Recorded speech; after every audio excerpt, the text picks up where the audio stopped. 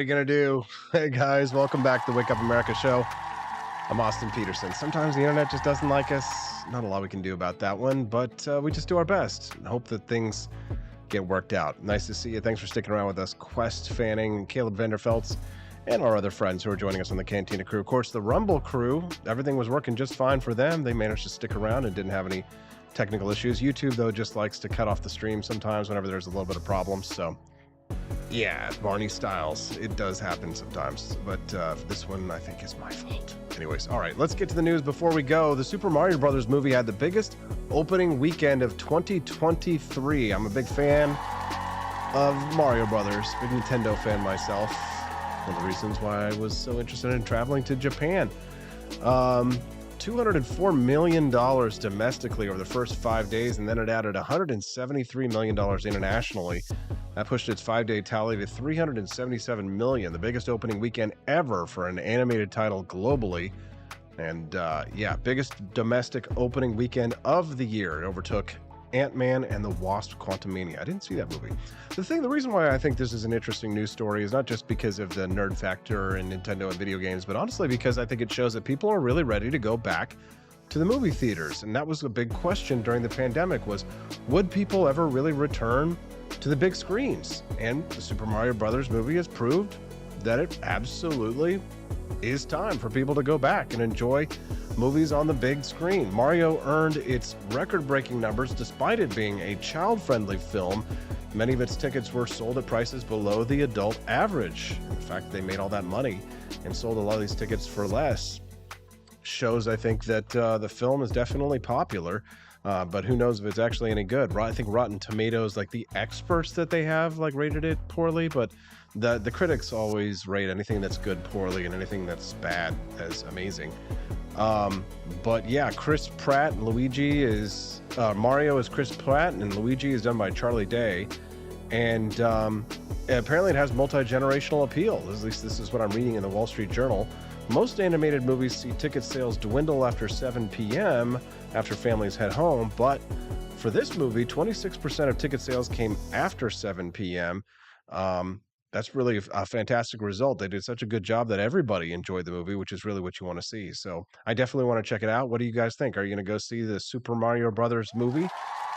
I want to see that, and I kind of want to see the Dungeons and Dragons movie. Is that something you guys are into? I don't know, but I kind of like Dungeons and Dragons as well. Kind of gamer nerd stuff that's coming out. It's nice that we can actually get good video game movies these days. Because when I was a kid, the Super Mario Brothers movies that we saw were like, ugh, it was bad.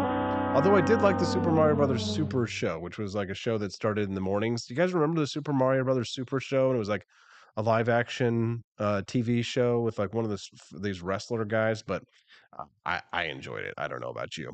Would you guys like to see some pictures from my trip to Japan? Now, Stephanie's going to join me on Friday for Family Friday, and we'll talk a little bit more in detail, but I thought you guys might want to see it. I did pull up some of our photographs from it. This is from my OneDrive, so hopefully there's no nude photos of me in this one. But I thought I would show you guys some of our pictures from the trip. This was like the last night that we were in Tokyo. We went and ate this teppanyaki joint. You can see they pretty much like a lot of places in Japan, they cook your food in front of you. Of course, when we had like Kobe beef, which I've got some pictures of, um, this guy here was making, this is like a popular dish in Japan now. It's spam sushi. So get this. So he makes spam and eggs and then puts on a little rice ball. So it's like spam sushi. I know, I have no idea why, but spam sushi is like a big deal now in Japan. And speaking of Super Mario Brothers, I went to the vintage video game shop that's there in Akihabara district. It's where all like the anime and cosplay nerds go and stuff like that. And here I am taking a picture of all the Super Famicoms. I remember as a kid, I really wanted like a Super Famicom and stuff. And now they're like old. You can see the people like, which houses they had smokers in because you could see yellow system, gray system, yellow system, gray system, yellow system, gray system, right? The yellow systems are the ones that like had smokers in their homes. This was the robot hotel that we stayed at. This was kind of cool. This was the Henna Hotel, was the name of it. And they do this to save money, but it's actually kind of fun. So you go and like you check in and it's like a dinosaur robot that checks you in at the hotel. You can see here some black and white shots here, but like the Velociraptor. This is they check you in. The Velociraptor checks you in at the hotel, which I think is actually kind of cool. Um, Here's Stephanie enjoying some. This is like a fermented bean paste sushi, which is kind of like it's called natty or natto or something like that in Japan. But it's like apparently it's a delicacy there. They really love it. It's like rotted bean paste. I don't know. I tried it. I thought it was pretty good. Stephanie wasn't the biggest fan, but she was smiling anyway. Here we are looking at the train as it comes in, right? This is the Shinkansen, they're bullet trains, which are actually freaking awesome. Looks like it's already 9 a.m. This was Oliver Gia, who we met. We had some really cool, I can't remember what they call their Japanese barbecue over there, but like he was like roasting it. You can see Stephanie's face here, down here. She's like, oh my God, it's a little bit hot. Fire's getting a little hot. Here I am doing a little modeling sesh there in Kyoto. So I told Stephanie to take a bunch of pictures of me, and she did. But I actually like Stephanie's picture much better. The cherry blossoms were out in full force. It was an absolutely beautiful trip. Here I am, striking my pose, like working it. This was the geisha show. They wouldn't let us take pictures of the geishas, but you can see this was like the theater where we saw the geisha show, and it was very beautiful. Didn't understand what they were saying, but it was pretty and it was cool. And we actually did see a geisha on the street, which is pretty rare. Oliver said that he's lived there in Kyoto for years and he's never seen a geisha, but we managed to see one like walk right by us. And I didn't have time to snap a picture, unfortunately. This was the Japanese karate studio that we went to. We took a class of Kyokushin karate while we were there, which was for me the highlight of the trip. I really loved it. They serve Coca-Cola in glass bottles, which is amazing and it tastes way better. This is us at the top of Osaka Castle, which was really cool. We got to learn the story of Osaka Castle. We stayed in Osaka, then traveled to like Kyoto and stuff like that. This was the castle right there, and we went into, and it was God, it was absolutely beautiful, surrounded by cherry blossoms, of course. Stephanie posing for me; she's way prettier. Um, apparently Ruth Bader Ginsburg in a clown thing is a thing over there. Yeah, I know it's not Ruth Bader Ginsburg, but it sure looks like her, doesn't it? There were like maid cafes everywhere where you get to like sit down and like talk. You pay sexy maids to talk to you. I don't need that. I have a wife. Thank you. I love the fish markets. Look at all this amazing food, fresh giant shrimp. You know what I really love is eel, unagi. This is in Kyoto. This is the Imperial Palace. So this is like the ancient Imperial Palace of Japan. And we got to go not inside of it, but all the way around it. And we had a good time. Really enjoyed that one. The Imperial Palace at Kyoto. Airsoft is a huge thing there in Japan. So I took pictures of them with pretty awesome looking machine guns, but they unfortunately aren't real. They're just airsoft guns. Oh God. Such amazing food. The ramen with giant pieces of chashu pork poku and gyoza. Their dumplings. You can see here there's fried rice. It's on another level. Like all of their ingredients so fresh, right? You're eating fish, you're gonna eat fresh fish there. Here I am in Kyoto hanging out, being cool. Stephanie, what is she doing? She's eating a pickle here. She loved this pickle. It's like giant lemon flavored pickles that they have there, and I have no idea why, but went and saw Kiyomizu Dera, which is this beautiful temple there, Buddhist temple. And here we are taking a picture at the temple over the top of Kyoto. It was absolutely beautiful. I gotta go. Unfortunately, I could talk all day, but I got a lot of stuff to do today. Um, did you enjoy the Wake Up America show? Are you glad we're back? Yeah? Are you glad? We're back. Things are going to get back to normal. We'll keep up our production schedule as scheduled. Why don't you do me a favor? Check out apforlibertyshop.com. Check out some of the new merch. Stephanie designed a new t-shirt, and it's awesome. I haven't published it yet, but it says, we saw a guy in the airport wearing one like it, so we made our own version. It says, I could agree with you, but then we'd both be wrong. So check that out. We're going to publish that today over at apforlibertyshop.com. We'll see you later, and I'll see you tomorrow when we rise in freedom on the Wake Up America show at wakeupamericashow.com. Bye, guys.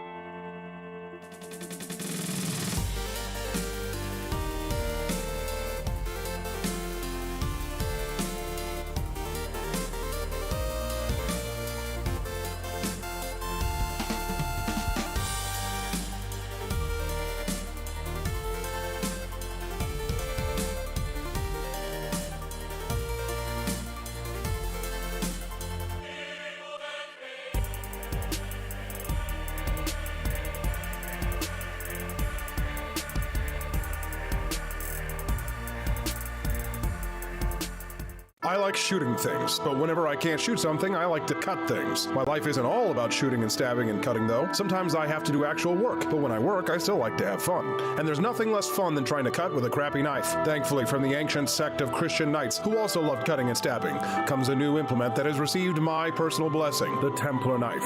Like the ancient sword of Excalibur, you don't choose a Templar knife, it chooses you. You just decide what kind you want on the website first, however, and then order it online, and then it chooses you. The Templar knife comes in a variety of shapes. As a man of culture and taste, I have decided I will never use a terrible knife again. And thanks to the inspiration provided by this excellent product, I have decided to launch a new crusade against anyone using less than superior knives. Join me, brothers and sisters, by visiting uppercuttactical.com/pages/Templar-knives. That's a lot of slashes. For that, you'll need a Templar knife. For 10% off, use code AP for Liberty and join me in a quest for glory, for liberty, for Christendom, for the Templar knife. Get yours today. Fire.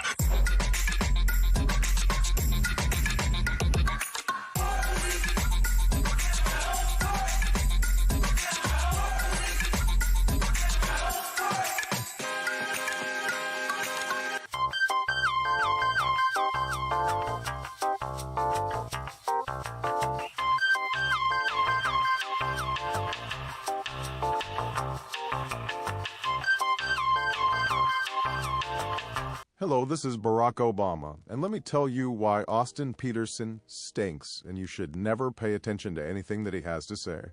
First of all, he's a libertarian, and we all know libertarians are idiots. They don't realize how important government is to everything that we do.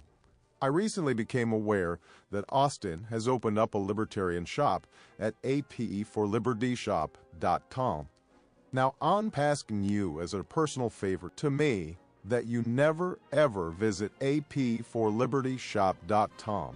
With all of the great Liberty merchandise there, the last thing that we need to do is to get people spreading this message around the country, because then they might start thinking that they don't need government. And that's the last thing that good Democrats like us want. So if you love democracy, like me, and hate freedom, then don't visit AP for Liberty Shop. Like I said, whatever you do, do not visit aporlibertyshop.com. I'm Barack Obama, and I approve this message.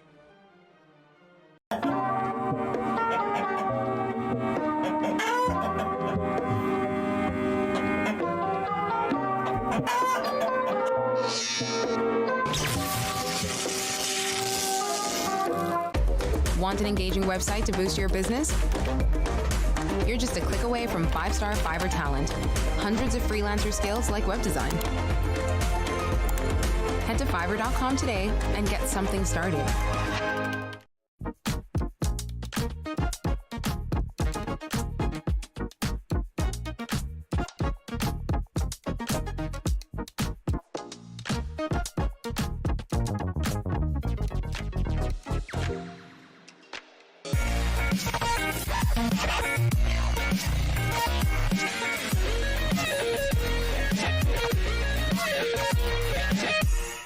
When I was in foster care, I never knew when I would have to move, so I always had my suitcase ready to go.